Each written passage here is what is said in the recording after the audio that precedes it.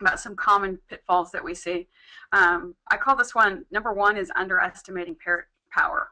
Okay, so what that really basically means is that your customers repeat the things that you say. So you want to take care of what you say. Example, like let's say one of your customers is approached by a potential client for you, and that client says, "Hey, I hear you train with Susie Joe down the street, and I was thinking about moving my horse there." If the last thing that you said to that customer was something like, "God, I wish people would pay their bills on time because, or I'd get some more customers because then I could pay for my hay and I just need to pay my hay bill." You don't want your customer saying to that potential customer of yours, "God, I sure wish you would move your horse there because then she could pay her hay bill." And I know that sounds ridiculous, but I've actually heard that. I've actually seen that happen and heard that type of thing happen. So don't underestimate that what you're saying to your customers is going to be what they're going to say to other people. So really what you would rather that person would say is, you'd rather they could restate your value proposition. And so in this case, it might be, "Oh, you would be so happy there. Susie does a great job with training young horses. She just puts the best start on them."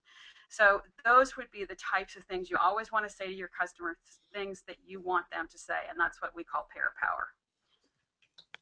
So conflict avoidance. This is both important to with your current customers, but also with potential customers who may see you out there.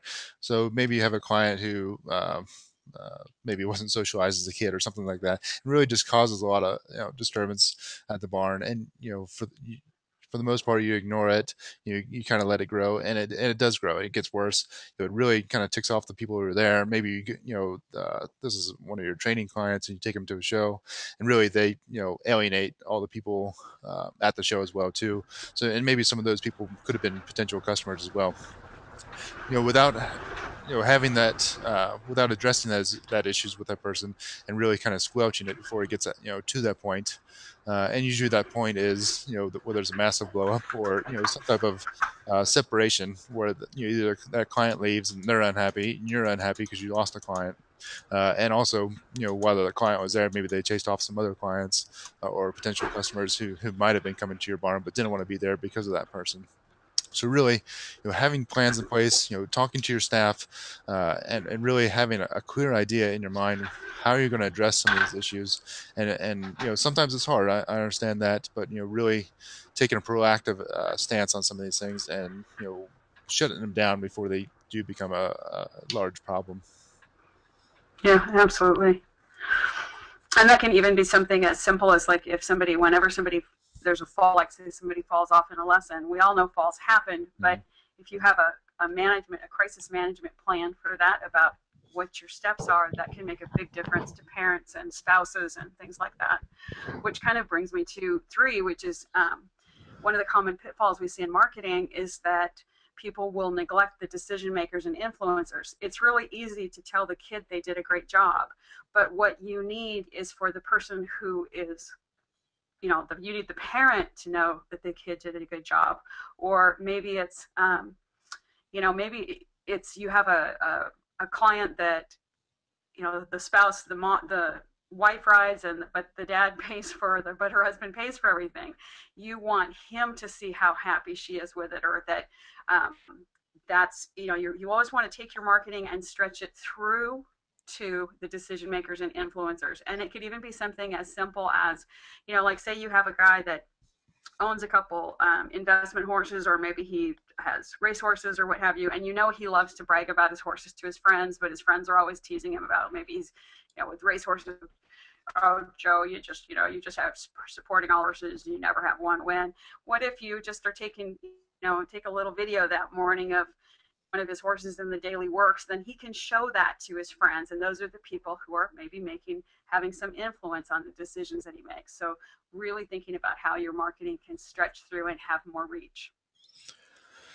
So having a written marketing plan is really just an extension of what your goals are, and really, you know, not having that plan in place, put you at a disadvantage because you're not able to measure what exactly you're doing. Maybe you're buying some ads over here, or maybe you're sponsoring an event over here, but you're really not. You don't have a consistent goal, and you're not going out there and marketing on a consistent basis. So having that written marketing plan in place is important for consistency, but also being able to measure the effectiveness of your marketing, your overall marketing, so you can figure out what's working and what's not working, because you have a plan in place. You know what your cost is to go after that. It may be just time if we're talking about social media, or it may be a dollar amount if we're talking about maybe a large event that you're sponsoring or donating money to. So again, figure out uh, what your goals are, and then if that expenditure is um, producing the results that you need it to be.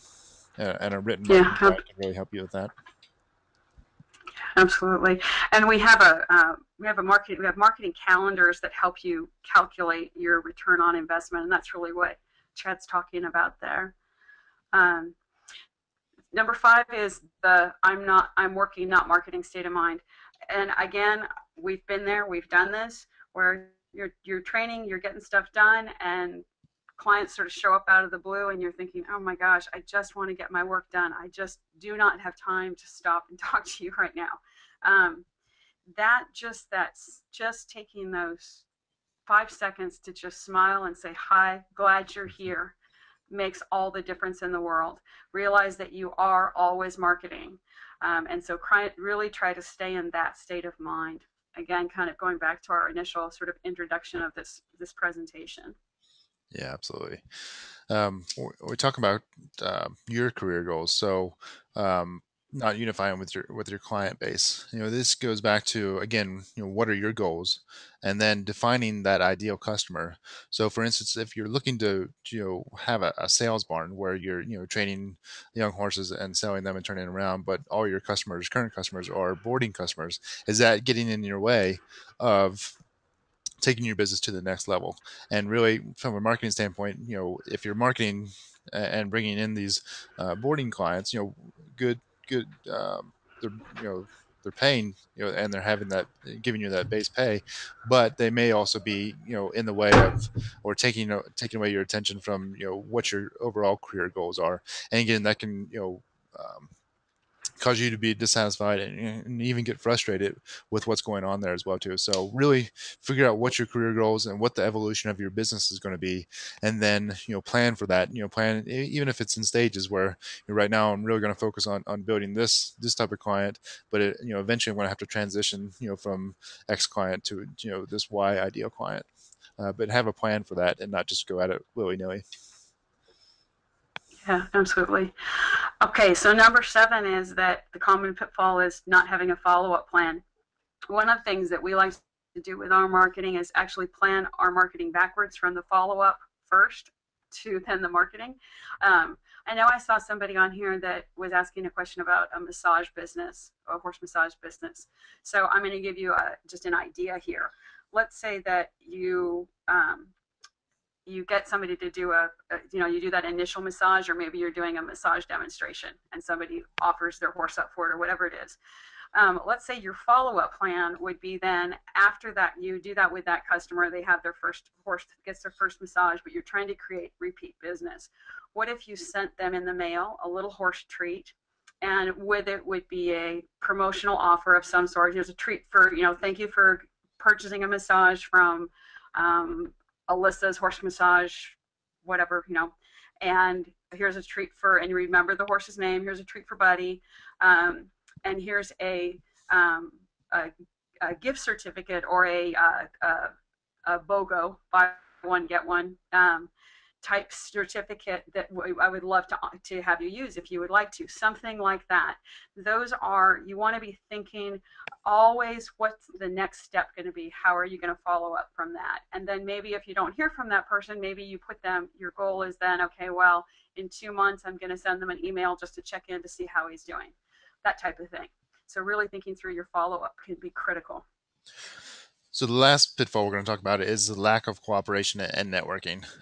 Whether it's going out to some of the local businesses that are out there, or some of the local clubs, and being active in those and showing up to the meetings and really participating in those meetings, can be a huge advantage to you. Not just from even not just even from gaining new customers, or marketing to your current customers, but also making those connections with the other businesses that are out there. For instance, maybe you're a trainer who really focuses on the finished horse, and you don't have really don't have the room, really don't have the time to take on the young horses or anything like that.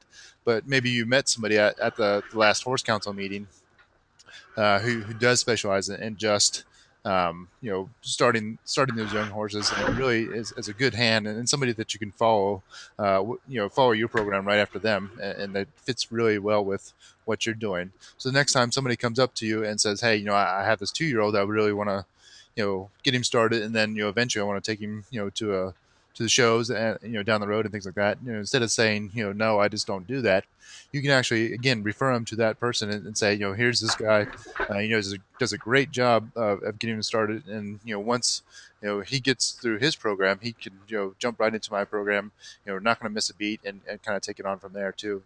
So if you're not going out there, and I know it's hard, we just want to go out there and kind of put our heads down and work as hard as we can, and hope the customers come to us, and hope these things happen. But really we do have to kind of get out of our element and go out and meet these other people, again, whether they're customers or even our peers who are out in the industry as well too.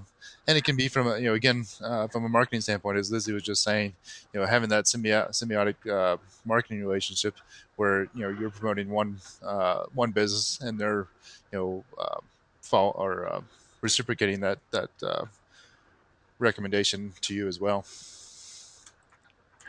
Yeah, absolutely. Because really what can happen when you're doing it right is exactly that, is that basically your customers and your contacts, people that you just meet and have contact with, and even your competition really become your marketing team and your goodwill ambassadors.